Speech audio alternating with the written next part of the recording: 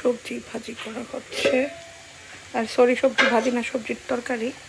এখানে 8 মিশালি সবজি, একদম ফ্রেশ। তো বাগার দেওয়া হবে।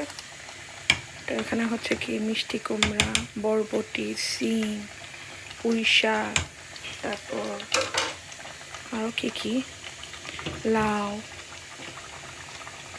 এই আর কি।